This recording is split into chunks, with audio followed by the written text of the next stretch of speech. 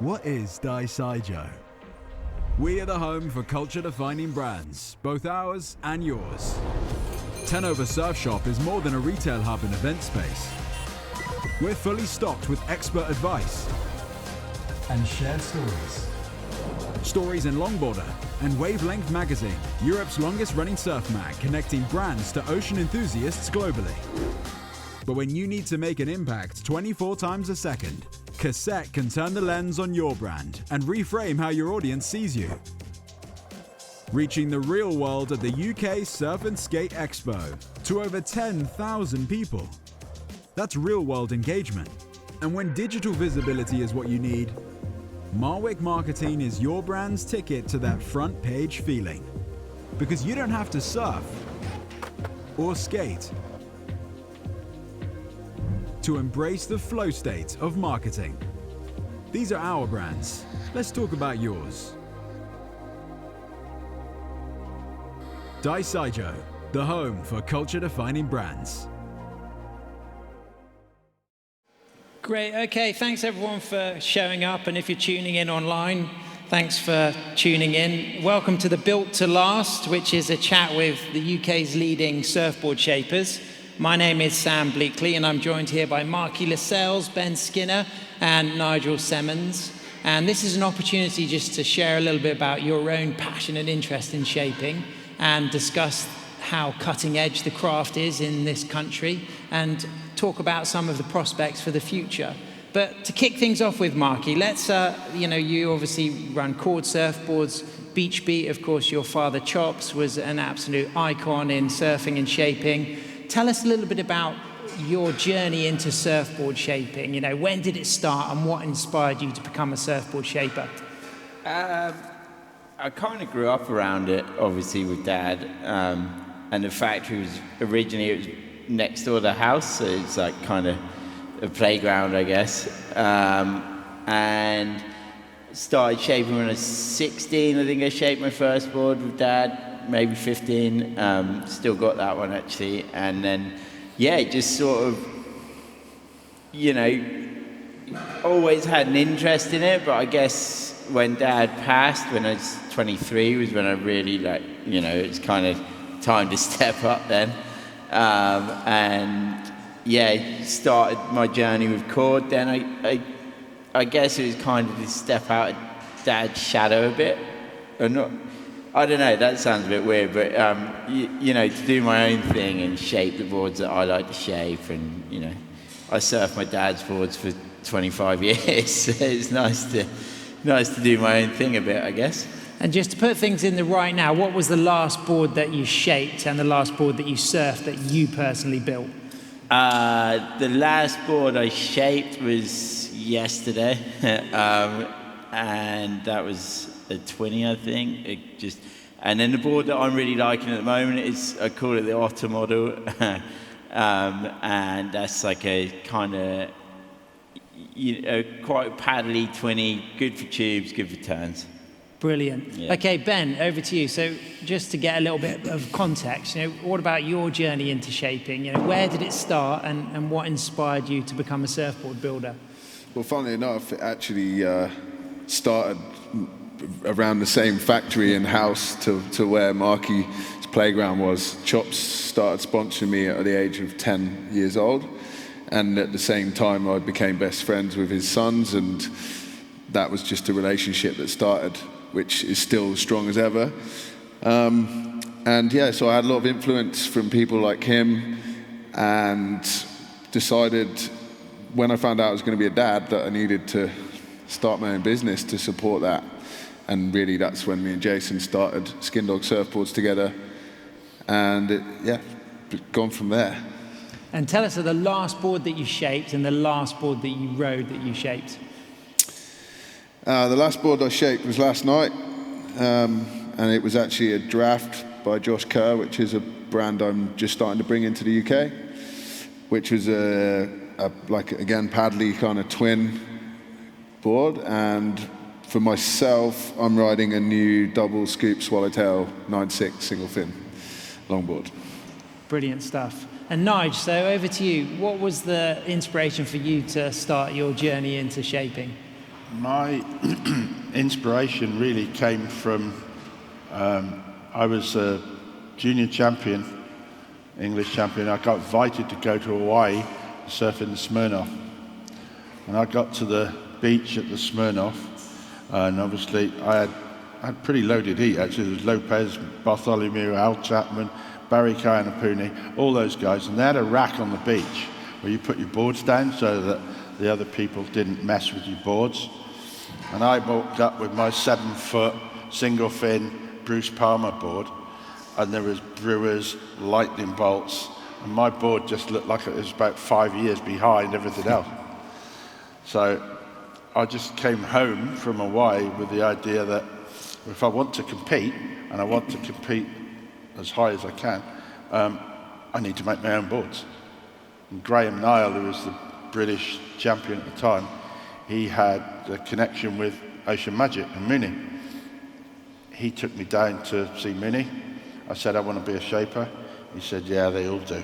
And he said, I'll teach you how to make surfboards so long as you learn how to do everything. I went, okay. So he gave me an apprenticeship for £40 a week. And that's the story, really. And I've gone from there. I've never done anything else. And I can't imagine doing anything else. I actually really do like shaping surfboards and love it. And what a better journey can you get than supporting your lifestyle? You're never going to make we're not going to be millionaires, any of us sat on here, that's for sure. But we can support a nice lifestyle where you surf, you travel, healthy, and it's pretty good. And of course, in the 70s and 80s, you had a really successful contest career, culminating in winning a European championship. And what was the point where you actually felt like your own designs were aiding your performance in competitions? What was the event or the moment when you were like, wow, I've actually done it. I've built a board that is making me surf as good as possible, and the proof is in the big event that I've just won? I think you have to take influence from all the people that are above you. And at the time, I went for 2 seasons. I went to Australia, so I surfed in the Stubbies, and you're surfing with all the world's best surfers. So you take influence from their boards and come back. And I've always believed that, the UK surfing industry should look after these guys because they make boards that work in England. If you had JS and those guys, if they lived here, they'd make a lot different boards. And so we take influence from what the world-leading brands are making, but then we put in our own thoughts for what works in the UK. Our waves are a very different kettle of fish to what you get surfing Kira every day or snappers. And our industry, I don't think, gets the recognition that it deserves.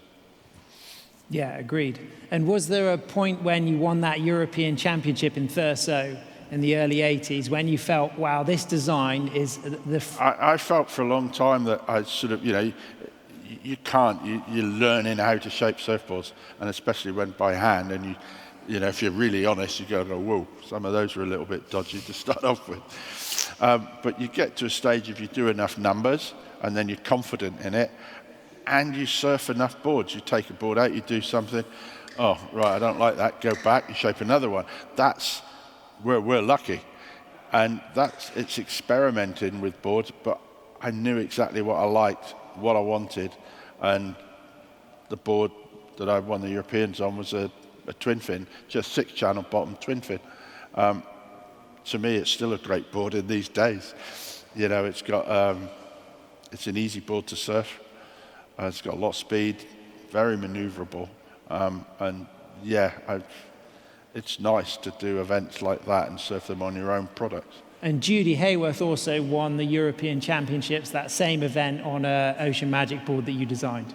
Yeah, she did. So we both became European champions and had a very good party afterwards.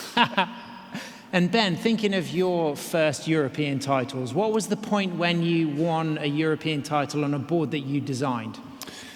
It was actually the second European title. It was in 2007 was the first European title I won, and Lucas was born in January 2008, and that's when we started Skin Dog Surfboards.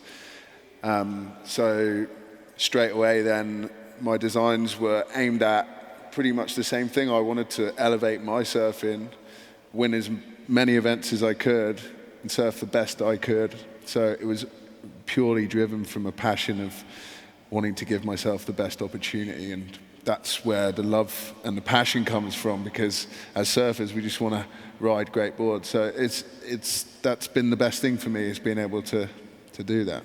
And at the moment, there's quite a competitive group on the Men's World Longboard Tour who are both going for world titles and designing their own equipment, including yourself, Kai Salas, Taylor Jensen, not a shaper, but is a designer, Kai Ellis Flint, who won the first event of the World Tour. How does that motivate you to know that you're building and designing your own equipment that you're taking to the world stage, but you've also got fellow competitors and rivals who are also trying to do the same thing? Yeah, it's highly motivating, to be honest. Turning up at an event, not only wanting to surf the best, but have the best equipment that everybody's like, wow, that's something new and different. I try and do both, and every year I go back to the tour, I try and introduce something else to my board designs that will change my surfing that little bit to give me another edge over everybody else. And I know they're all doing the same. But we're all actually good friends, and we talk a lot about our boards and always looking at each other's board design. So it's actually a real healthy space and something that I enjoy a lot. And Markie, recent magazines in the UK have had some nice spreads of you tube riding in the Mentawais in Indonesia. You're also a regular at Porthleven. For you, what's the difference between designing a board for some of Cornwall's or Britain's best waves, such as the Northeast or Porthleven, and designing a board that you might tube ride on in, for example, the Mentawais? About 5 kilos less of rubber. But yeah, for me, like the waves I like, the waves that I chase are the same here as I chase abroad. So I'm kind of always making boards for myself for those sort of waves, you know, easy entry, fast, maneuverable in the tube, like, you know, getting the volume that you need in a shorter board is always something that I'm kind of working on. And yeah, it's cool. And I would like to say it's cool to be up here with these two, because they both represented the UK or represent the UK at the highest level, which I never have done. And you know, they put it on the map we build boards that work anywhere and as good as anyone, and we surf as good as anyone, you know, and I think the UK is in a really exciting moment for that, like Lucas, and you know, there's loads of, we're on the map again, you know. And that's because of these boys as well. Well, what do you think's the most special element of the British surfboard shaping culture, Markie, that separates us from what shapers are doing in other parts of the world? I don't know what separates us. I'd say there's a bit less ego. You know, like we all get on. It's very small industry here compared to the rest of the world, and for that you can't really be like egotistical or think that you're above the guy next to you, you know, because you all got to get on, we all got to work together, and like that's what I like about the UK's industry. You know, I've made boards in Oz, I've made boards in Indo, I've made boards around the place, and it's all very separated and very competitive, and like everyone's trying to outdo each other. I feel like, particularly with us boys, we sort of work in unison, and we try and make it a better space for whoever's coming underneath us as well, because, you know, we're not going to be doing it forever. I think in the UK market as well, the top brands that are making surfboards, they're there for one reason. They're there because their boards work. They're not there because you're spending $100,000 on sponsored team riders. They're there because all these guys can actually ride them to a top-end level. So that deserves credit as well. And in my opinion, there's no better feeling than being a good top-end surfer and making board. You've got to give credit to that, because that guy can feel things in a surfboard that possibly the average guy won't feel, and that then goes into their designs. So where they are, what they're doing, is proof that what they're doing is correct because it works in our waves. Yeah. And people are buying their boards because they're proven surfboards. And Nigel, thinking back to the early days of the pioneer surfers being documented at Porthleven, was there a design that you used at Porthleven that you really felt started to work there and started to allow you to take off later, to get behind the ledge, to hold in the barrel, to come cleanly out of the tube? There was not a design that was specific for Porthleven. I just rode the board that I would ride every day, and you know, you have the ability to make that. Porthleven relatively is an easy wave to ride. So no, I didn't make specific boards for Porthleven. It's what I would ride at Fistral, I would ride down there, and I think you'd probably say the same, wouldn't you?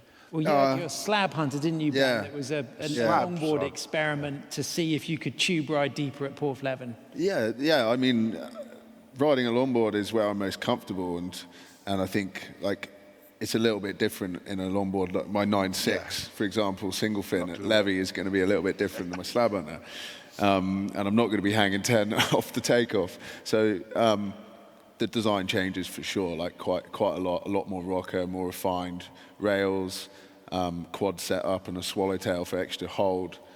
And I'm actually bringing that into my logs now. So it's funny how riding definitely riding different boards for different waves, and focused on like riding. Me and Markie have spent our lives chasing waves together. Like that's pretty much what we spend our life doing outside of the factory, apart from our family lives. So yeah, we're always motivating and pushing each other when the waves are good, and so we want the best board under our feet so we can get the best tube, and it's always been a rivalry in the water. I want a 5.8 that paddles like a 9.6. Pisses me off. So yeah, that's always been a real driving force for me in some of the boards I make, is to how good can I ride a tube on. And now that you've got your own experiences of also being a great shortboarder, a great fish rider, but an incredibly world-class longboarder, but now seeing Lila and Lucas moving up as elite global standard shortboarders, what has that taught you about shaping? Not only having your own physical experience of surfing, but seeing Groms who've become young adults ripping on shortboards. Yeah, it's been a really exciting time for me as a shaper, because, you know, I mean, admittedly, when I started shaping boards, I was really focused on longboards and fun twins. There was, you know, didn't really have a desire to shape a high-performance shortboard at that time. But as a natural progression of where I went with my kids and what they did, and having to like keep up with them, has given me another motivation to make the best shortboards I possibly can for them. So it's been an amazing journey, and I feel like in that process I've learned a lot about kids' development, whether it's their progression or growth, and all those things in between, and trying to get the kids on the perfect board for them at that time to give them the best opportunity in their career. And that's kind of what I did for my kids, and hopefully other kids can plug into that along the way. Well, and what's become quite apparent as well is that a lot of the crossovers between the design elements that facilitate an incredible nose rider and the design elements that allow someone doing aerials to land cleanly and move out of that aerial with speed. And that's something I really noticed watching the Boardmasters, watching you getting lifting hang 10s, and then watching Lucas do big reverses and airs and coming out of those with control and drive. And I started to wonder, was this nice mix happening where you've learned things as a longboard shaper that you're able to apply to shortboards that people may be doing aerials on? Potentially, yeah. I think to be honest, you end up, you know, I know all of us do make so many different types of surfboards, from right from like 4'6" for kids up to 11-foot longboards, and everything in between. You're definitely taking aspects from things you do in other boards that, if it's just a technique on your rail that felt good, or you're getting better every time, and every board that you design is something good is going to come from something else good you've done. So I wouldn't say in particular it's like about nose riding or airs, but I think it's just a combination of doing a lot of different designs. And Nigel, That's what's great about making surfboards. Surfboards evolve every week. Yep. Especially if you're shaping all the Yeah. time. You make a little tweak, sitting on a computer, you can do this, you can do that, you can change it daily if you want. And, so they're evolving all the time. Was that the same in the hand shaping days as well, Nigel? Certain things, yeah. I mean, I used to play a lot with fin placements. Yeah. Where the fins are or how they're canted out and stuff like that. Same Go and template, ride it. same Oh, I don't like design, that. Bang them out and put another set on. And that's the only way you could learn. And I do think, in my experience was traveling to go into Australia and Hawaii and stuff like that. And so I'm going into factories. I want to learn. What are you doing that for? What are you doing that? So you take a lot of influence from that. And I think with us making international brands now as well, part of that reason is obviously I stopped traveling, but you're getting influence from those brands as well. So I can see what Bazelle or Lost are doing and stuff like that, and that adds to my catalogue. You have to take influence off everybody.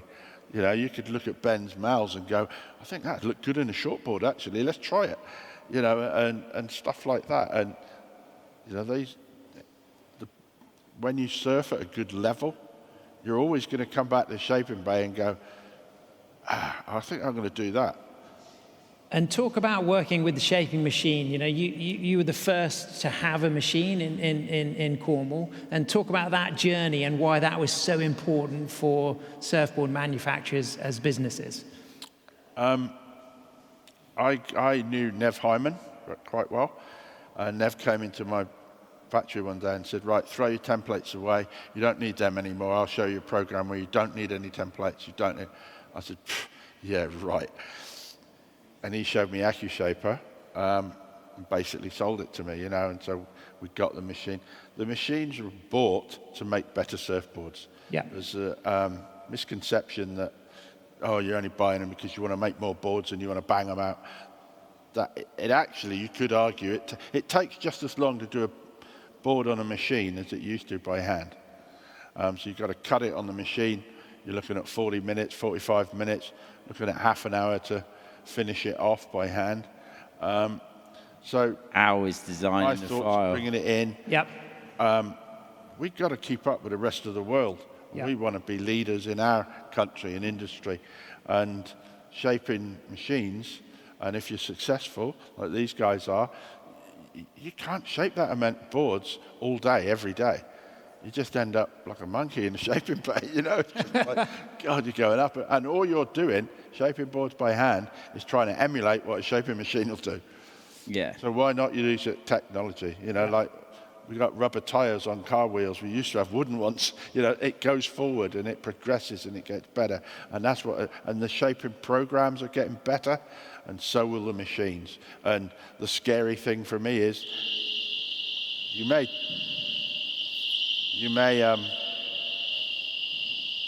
shaping machines will get that advanced when you just press a button and it'll go straight into the laminating bay.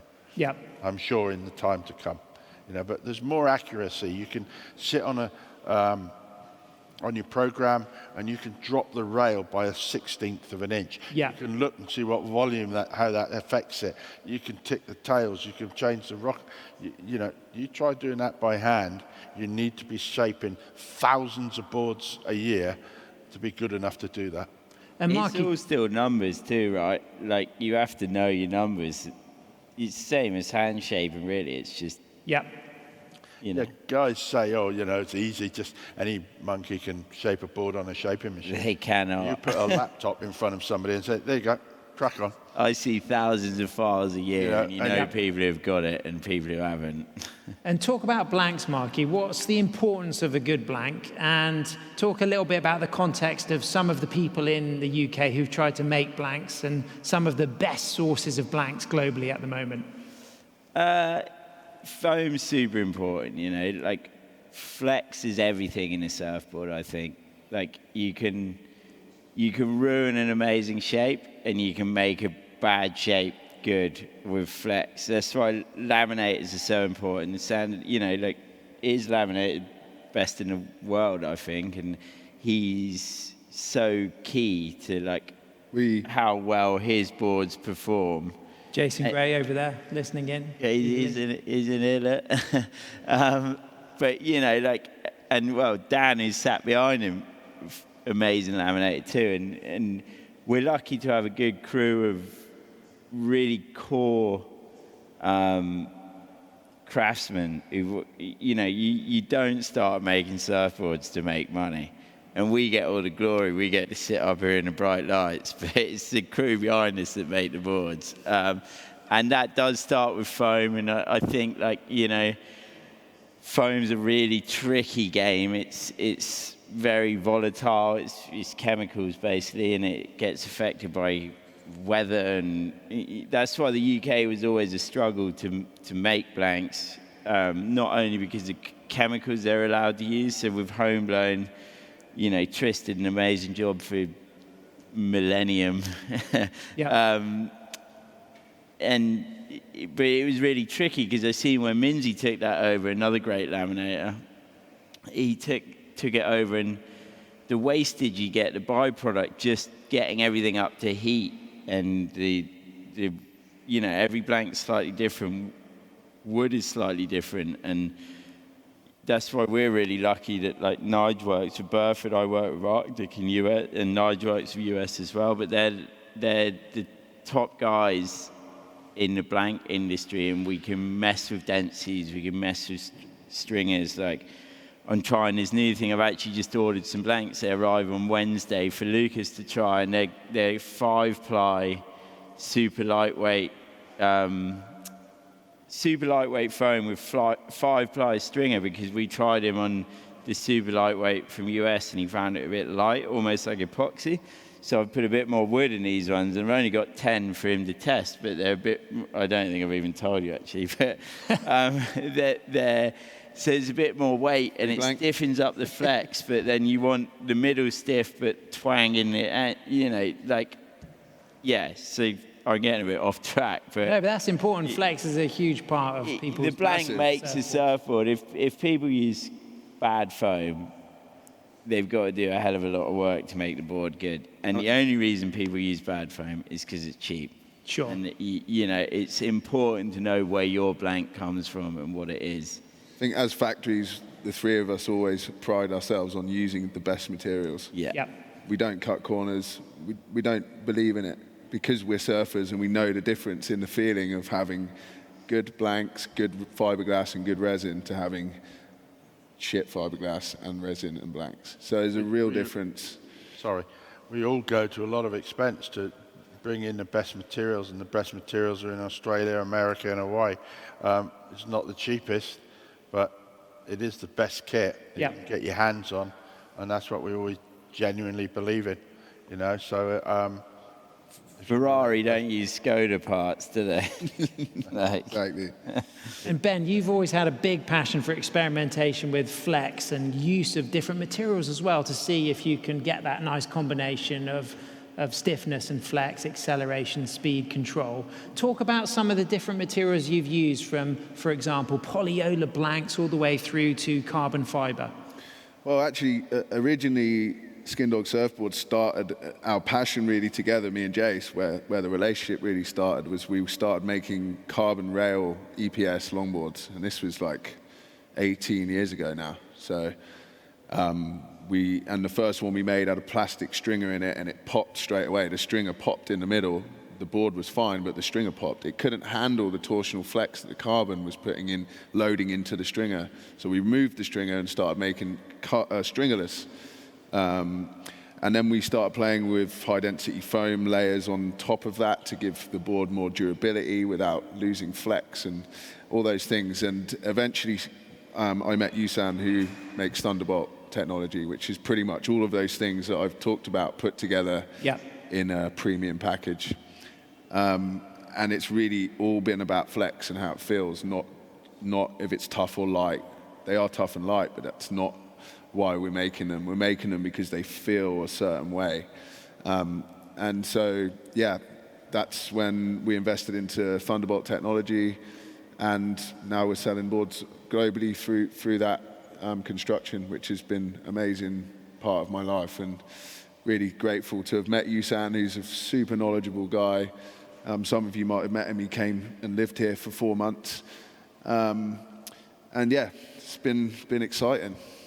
And Nigel, we're talking about that team effort, the fact that there's the shaper, of course, there's the laminator, and there's the sander, there might be somebody doing artwork. And talk about some of the glasses you've worked with in your career and how important that relationship is to have a really strong, successful surf business.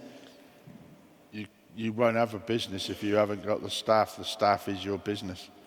The shaper, the boards are sold on their names, but there's not one person in that factory. They've got the same skills as any of us sitting up here, and we rely on them to make good surfboards as well. And if we're making boards. You've got to have guys that have long-term served their time in making surfboards. People say to me, I want to learn to do this. I want to learn to be a shaper. Can I book an hour?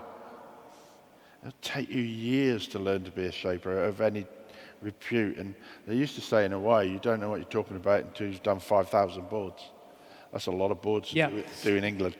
So the laminator, every step that goes behind the shaper. So the sprayer, if he does a bad job, the next bit, the laminator, that won't be very good. And if you make a mistake at the start, it goes through the board. So the laminators are very important.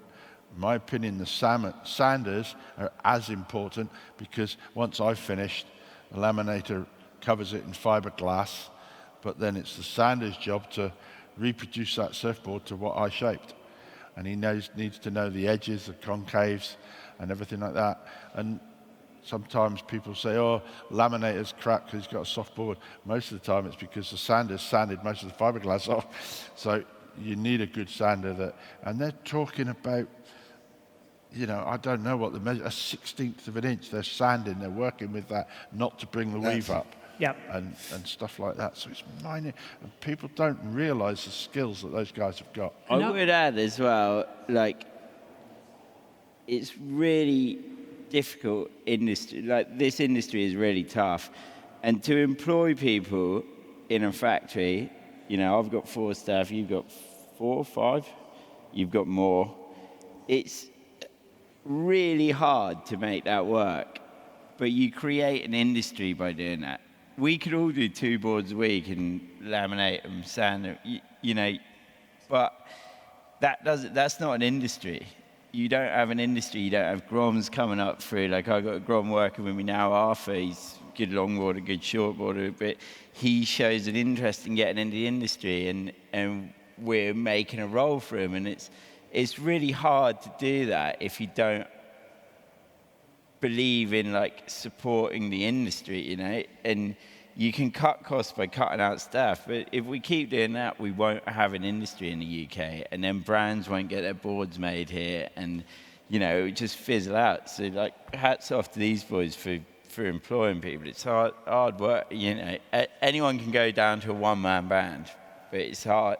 The real balls of the industry is employing people and believing in, you'll make the numbers, you'll make the work for the laminator, and you'll make that laminator be able to have enough work to train someone, and that's how it keeps going, Some of those surfboards that you make, if you were making that as a piece of antique furniture or any other industry, they'd be like $2,000, $2,500. $50 the actual skill that goes into making it and the money that they get paid for doing it, you'd be shocked. And some surfboard shapers did start that way. Freddie Bickers made antique furniture and then had his own brand, and he worked for Bilbo and used to make wooden belly boards as well. So what I'm interested in as well is the tools, accessing the tools for new time shapers who maybe want to do everything from building a board to glassing and sanding. Where's the starting point with kind of accessing knowledge and tools if you've got a lack of funding, but you're really motivated to finish your own board? A planer. If you haven't got the right tools, you won't be able to do it. You're not going to shape a surfboard with a rasp and do that. And then you need to have the knowledge of. It's a set process, and when you get as good as these guys are, you'll just do the same process time and time again, and in the end, you can do it with your eyes closed. So it is practice. To be a good shaper, it's practice and practice and practice. But you do need the right tools, and then I can't imagine how you've grown up in it in factories.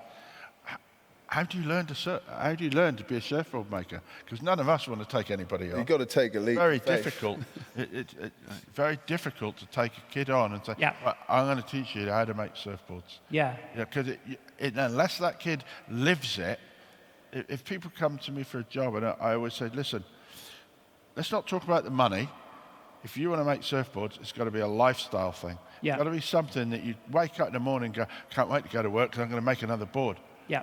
And then you go surfing, then you enjoy that board and you do it. It can't be about the money.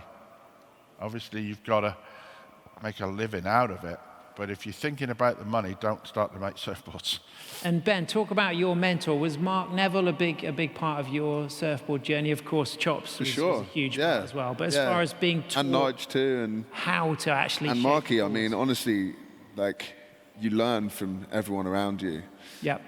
Mark Neville was a huge figure for me, and I started after moving away from riding Chops' boards, which was one of the hardest decisions I've ever had to make. But at the time, it was the right thing, and I don't know if I'd be where I am now if I hadn't have made those hard decisions. But yeah, I got to work with Mark Neville, had a great relationship with him. Unfortunately, he's no longer here. Had an opportunity to work with Nigel for quite a long time, Luffy down in Portugal. Yep. Gunter Ron we've had over and was really influential. And obviously, Chops was a major, even up until the day he passed. He was giving me and Markie planing lessons in his shaping room. So if it wasn't for those people, I wouldn't be doing what I'm doing. I don't know how I ended up making surfboards. I honestly don't. I don't know. But I'm really glad it happened and absolutely love it. And I think that's obvious with all of us here that's why we started in the first place. To even, and again, going back to staff, and I'm really grateful for the team I have. And without them, I'm making 1-2 boards a week really badly. So it's really important that board building scene in the UK, I think, is really strong at the moment. Yeah. Super proud of it, and Agreed. And proud to be part of it. And I want to ask you all the same question about the future, Markie. So, what excites you about the British surfboard industry at the moment, and what do you think we need to do to support it to stay cutting edge and sustainable? We've only got 6 minutes. Yeah. We could be here all day talking about that. I actually think what the industry needs, and I think us three are kind of proof of it, is working together. The days of going out on your own, we as an industry, we're really good, but we're really small. Particularly after Brexit, the numbers are low, and if we don't all stick together and work together, and the days of price gouging and trying to sell a board for 50 quid cheaper than the guy down the road, that needs to stop, and we all need to work together so we have the industry to train people. Because Nigel touched on it a minute ago, but you got to really want, really want to making surfboards to get into the industry. Because you're not going to make much money out of it, particularly when you start. And now you can go get a labouring job, push a wheelbarrow around for triple what you're going to get in the factory when you start, In fact, when you start training kids, they're it's almost, they come to work for free and you train, But that happens because we've still got a couple of big factories left that can push it up. But it will take all of us working together and sticking together And then that sends a message to the outside industry as well, that we're really good at what we do. And and then they'll, like, the dream for me is every board in the UK that's sold in the UK is made in the UK. Cool. And then we'd have a proper industry, you know. And Brexit should have helped that. I mean, let's not get started on that, but it hasn't, because Pukas can still send a board up here for 80 quid cheaper than we're producing, because of the numbers they're doing, you know. And I think for me, that's where, you know, we're all working together and driving it forward. Teamwork. What about you, Ben? How would you add to that? Yeah, I totally agree. I mean, I feel like we're on a good path. Sure. Keep making really good surfboards at good quality, looking after your staff, keeping everybody, you know, happy and enjoying making surfboards, because that's the other thing. You've got to enjoy it as well. Otherwise, what's the point of coming to work? And I feel like keep it fun as well is really important. That's going to produce quality too. Yeah, so. Definitely. Well, it's definitely fun for all of us surfers working with all three of you. You know, not only when it's deep talking about contours, fin placements, rail shapes, but just the camaraderie, the banter and the stories. And what about you, Nigel, looking forward? What excites you about the British surfboards shaping industry? I want to see British surfing get more credibility from the kids like Lucas that are surfing, and you know, so that our standard is higher. Because I think the workmanship on British surfboards, I'm telling you now, is a lot better than the boards that they bring in from Australia and everything. 100%. You got guys standing in a room that are going bang, bang, knocking out 10 boards a day, as opposed to somebody that's doing 3 or 4 a day, and they've got the love for it. So the workmanship that goes into our boards is brilliant. And I would put any of our boards up against anybody's in the world. For the workmanship in it, is class, you know. And I think so long as we keep up with what's going on, and the young kids, we need to make relationships to keep our business going. We need to make relationships with our younger surfers, like Ben has with Lucas, and then that needs to be supported by Great British Surfing, English surfing. So instead of taking a team to Australia and buying 30 JSs, they'd be buying boards for Lucas, buying agreed. Boards for Markie. I actually think and that's the way it should be. Yeah. So there's something wrong at the top, but we'll correct it. Yeah. And is there any questions from the audience to ask? If we don't get on the microphone, I can repeat it. Yeah, go for it. I'll repeat it so we can hear on. How do you guys feel about more planet-friendly products? Like, do you think we've got the tech yet with like polyolor and bio-resin and stuff like that? So the environmental products, so maybe to you, Ben, you know, how do you feel about opportunities Yeah, I mean, like that? of course, we've always supported creating more bio-friendly materials. But for us, essentially, it's about performance. And actually now we're starting to see some products actually challenge performance as well, like polyolor. Some of the bio-resins, epoxy resins come from resin research. The combination of those two things together was one of the best feelings I've had out of a surfboard in a long time. So yeah, I believe in that now. It took me, I need to believe in something, and it needs to feel good as much as just be right for the environment. And that's just something that stance. wasn't as heavily marketed as it could have been. When Ben got third in the World Longboard Tour at Malibu, that was on a bioresin polyolor board with the highest eco standards that you could build a board with at the time. Literally the highest standard possible. And yeah, I never thought I would do that 10 years ago, because some of the products we were seeing, they didn't last very long, so they were not sustainable at all, which is another thing. Sustainable surfboards are also good ones that last for a long time. Yeah. So we've got to really believe in the materials. That's my feeling. We've got to be a little bit careful with the sustainable thing as well, because there is a bit of greenwashing that goes with it. And the most sustainable surfboard you get is made locally with the closest materials that you can get. I think it doesn't matter what you're starting with.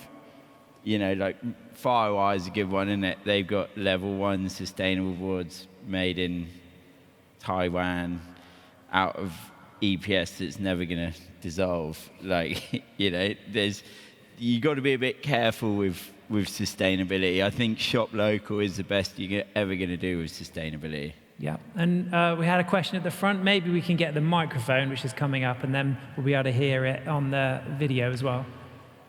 Thank you. I'm coming from Turkey. As a surfboard shaper and pro surfer, what would you convince you collaborate with a small brand like mine for product testing and feedback? Surf wax, handmade. So repeat that again. Was it about surf wax you were saying? Yeah, I'm producing handmade surf wax, and I'm asking what makes you to collaborate with like a brand me for testing and feedbacks with the surfboard producers. I didn't quite. I got the bit about surf wax, but just repeat the question one more time. Okay, it might be better again. without the microphone. I'm asking, what would you convince to collaborate with a small brand like a handmade surf wax to have a feedback, a try on your boards? Okay. There we go. Nigel, did you get the gist of that about small brands? About how you collaborate with the small how small brands can collaborate with bigger brands and get feedback on equipment and things they're making, such as Eco Surf Wax. Okay, I think on small brands and stuff like that, it's difficult in this day and age to launch any brand, but a small brand it's very difficult. And my opinion on that is that you need to. You know, you're always going to have global companies that you're going to compete against. And our industry is dominated by global countries. We as surfboard makers sometimes are quite lazy because you can source stuff here, there and everywhere. But we choose to let other people do it, and then we buy from a dealer, so that puts the price up, and then it's difficult. So you need to source your product very well, get it from the right location and get it at the right price, and then you can retail it at the right price. Well, I'm going to round things up because we've got other talks happening through the day. Of course, all three of these surfboard shapers, you can visit, you can order boards, you can talk to them and learn from them. And I'd like to just start with a big round of applause to thank Markie, Ben, and Nigel.